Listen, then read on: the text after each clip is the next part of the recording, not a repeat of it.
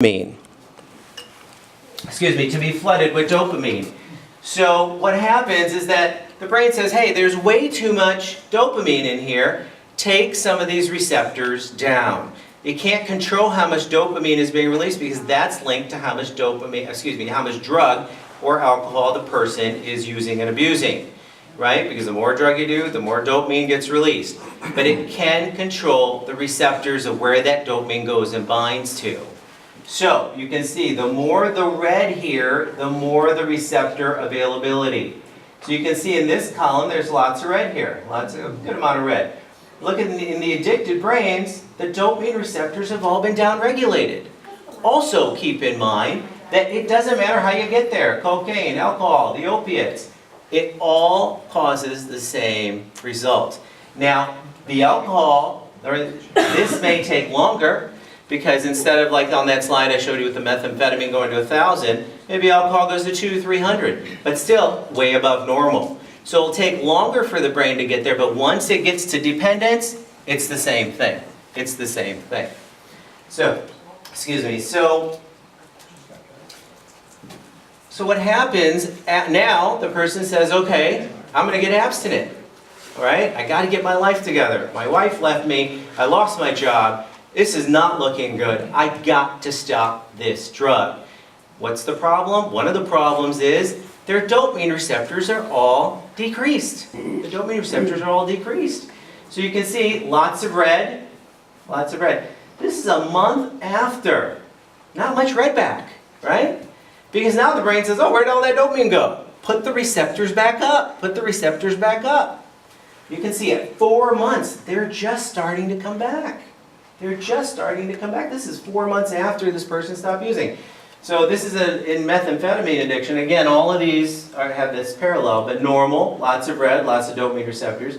This is a month after, not many back. This is 2 years later. 2 years later. That's why in those first initial months, there is so much relapse. Because guess what? Going to the movies, not so interested. Going to the beach, not so interested. The same things that people used to enjoy, they don't enjoy anymore. But they remember what they do enjoy and what will get them to feel good, and that's the drug. So the first 90 days of abstinence are the most challenging for an individual. Right? So we know that research shows us that if a person makes it past 90 days, they have a higher statistical chance of staying in long-term recovery than not. Right? So it takes time for the brain to go back. Also, let me add that once even the brain goes back to the normal state, semi-normal, I don't even actually use that word, because there's a memory. There's a memory. So somebody can be abstinent for 10 years, and all of a sudden they went to the doc, had a tooth pulled, and they got some Vicodin. And all of a sudden, the brain remembers, and it lights right back up. And all of a sudden it can get fired off again. So these are lifelong predispositions once they occur.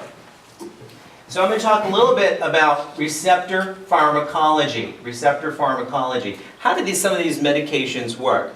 Any questions on the drug addiction, the changes in the brain, how long it takes, any of that? Right?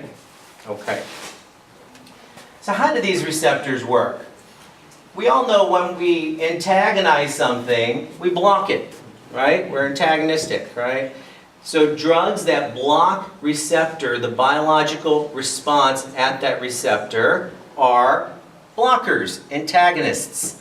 So for example, naloxone or Narcan, right? Somebody comes in, opiate overdose, you give them a shot of Narcan, it goes and it bumps all that heroin out of the receptors, and you go from 100% to 0% like that, and they wake right up. Right? But there, of course, it also puts them into extreme withdrawal, but that's irrelevant because you want to save their life in that moment. So an antagonist is a substance that binds to the receptor that do not produce a biological response. Versus an agonist is a substance that binds to the receptor and produces a full biological response. Roxicodone, an agonist, right? Binds to the opiate receptor and opens that door all the way up.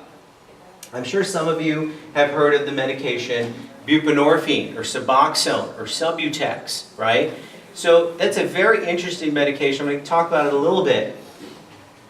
Now, Buprenorphine is neither an antagonist or an agonist, but it is a partial agonist. It binds to the receptor, but it produces only a limited response. So it opens the door up a little bit. So that's how it works. It doesn't get you high, but it stops the withdrawal and it stops the cravings. Right? It stops the withdrawal and it stops the cravings. Many times parents will come in and say, well, doc, isn't this just the same thing? You switch my kid from one thing to another. And I say, whoa, whoa, whoa, no, it's not. And the reason it's not the same thing is that, number one, that individual is walking in dependent. There's no getting them dependent on the buprenorphine. They're already dependent. The changes have already happened. In fact, the only FDA-approved usage for buprenorphine, the Subutex and Suboxone, is for opiate dependency, right? Number two, they're not going to overdose on it. You can't. There's only a partial response.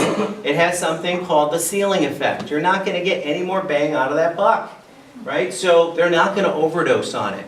Number three, it itself binds the opiate receptor so strongly that if you take something on top of it, the buprenorphine says, sorry, I'm already here. Can't get in. It serves as a blocker. So someone who took their Suboxone in the morning runs into their friend who basically has some, let's say, heroin on them, and even if they do align, it's not going to do anything because the buprenorphine is blocking that receptor already. So there's a number of advantages, and of course, it's legally prescribed. You're not going to go to, you're into the whole criminal system as a result of it, etc., etc. Unfortunately, by the time people get to that point where they're looking for treatment, a lot of them have really had a lot of trouble already. So early intervention is the key. Early intervention is the key. I'm going to highlight a little bit about opiates only because, as we all know, this is absolutely one of the worst epidemics, in my opinion, that we're seeing, especially along the Jersey Shore. I had 4 people die last year in my practice from overdoses, from relapse. Right? I had a kid who was graduating. I saw him on a Thursday. He looked absolutely okay with me. He was graduating Friday from Rutgers, double major, going to law school. And very unfortunately, that weekend, he was going to have a good time. And I got a call, and it was so upsetting to me. It was so upsetting to me because I had been treating him for quite some time. A good 2 years. He was doing pretty well, and then that was it. The thing to keep in mind, tolerance falls very quickly, and this is the obvious thing that he forgot. He used to do 10 bags a couple years ago. You start off there again, you're not waking up. You're not waking up. Very unfortunate situation. So opiates are strong prescription painkillers used by doctors to treat serious and chronic pain. We have Vicodin, right, the hydrocodone, oxycodone, OxyContin. This was probably one of the worst offenders we saw for a long, long time. Fortunately, now there's a lot of legislation getting into place to try to regulate some of the craziness that's been going on with these things. For one, you can't crush an OxyContin and snort it anymore. They have a little tab, or the way it's designed is that if you crush it, it turns into like a jelly substance, right? So that's very fortunate. But the roxicodone, Roxys as they're called, blues, right? Some of us have heard those terms. Those do not have that. So that's obviously one of the number one opiates of abuse. Fentanyl. These Tylenol number 3s and 4s, I didn't know this for a long time. A Tylenol number 3 has 30 milligrams of oxycodone. It's just like a roxicodone. And a Tylenol number 4 has 60 milligrams. So you can think like, it's not a big deal, it's a Tylenol 3. It's actually a huge deal. It's actually a huge deal. So drug overdose death rates in the U.S. have tripled since 1990. And one of the worst offenders, obviously, is the opiates. 40 people die from opiate-related drug overdoses every single day in the United States. 40 people. And believe it or not,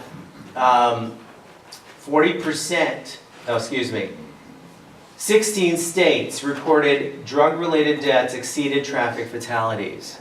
That means more people are dying from opiate-related overdoses than motor vehicle accidents in 16 states already. This is a problem, and New Jersey is one of those states. New Jersey, New York, Connecticut. The tri-state area are 3 of those states. So it is really, really a huge problem. So again, buprenorphine. The other one, of course, we've all heard of is methadone. What's the big difference between these two? Buprenorphine, partial agonist. It partially stimulates that receptor, as I said. The methadone is a full agonist. It's a full agonist. I'm not a big, it's not that I'm absolutely against methadone. For some, they really need that rigidity. They need to go to that methadone clinic every single day, right? But for a Wall Street executive, it doesn't really fly, right? For a law officer who's out there, or somebody, other professional, a doctor, for example, to go to a clinic, it doesn't fly. So they allowed us physicians to use the buprenorphine in private practice. Keep in mind, methadone is not legal for a physician to prescribe methadone for opiate dependence through a private practice. You can't do it. It's against the law. You can use it for pain management, right? So out of the pain docs do prescribe methadone for pain management. So that's a little bit of a crack in the sidewalk. But as long as it's used responsibly, really it's okay. The problem in the clinics actually is, somebody can say, yeah, I'm still in withdrawal. And they'll bump up the dose. I'm still in withdrawal, bump up the dose, and then they kind of get this glazed over effect, I call it. They look like their methadone dose is too high. They've got to be cut back. All right, so that's really kind of what Subutex looks like. It's more of a white pill. This is the this is the pure buprenorphine versus Suboxone is buprenorphine and naloxone. Naloxone, it's a different product, but the bup is really the main thing that. The relapse rates I was talking about, drug dependence 40 to 60%, type 1 diabetes, not so different, hypertension, asthma, not so different, right? Not so different. So what you need to know is that a child who gets through the age of 21 without smoking, abusing alcohol, or using illegal drugs is virtually never to do so. That means